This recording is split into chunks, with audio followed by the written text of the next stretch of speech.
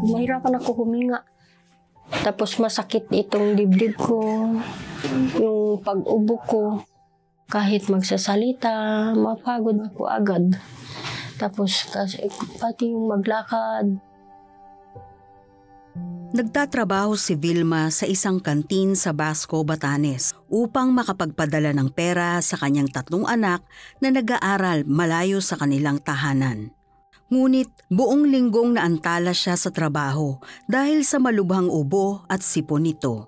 Dalangin ni Vilma ang kagalingan upang siya ay makabalik kaagad sa kanyang trabaho.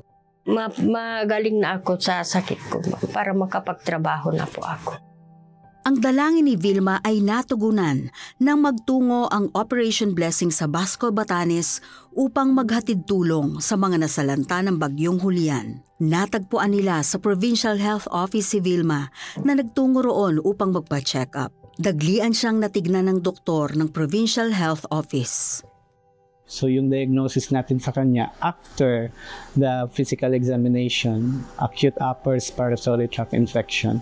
And then upon further questioning also, wala namang masyadong comorbid conditions na kung saan ito ay magko-complicate doon sa kanyang respiratory tract infection. So I would expect in a matter of 3 days that the patient will improve. Na-remind ko naman siya na inumin niya na sa tamang oras yung gamot. It's try to give her antibiotics binigay natin, yung cephalexin. Mag-i-improve siya doon sa naibigay natin.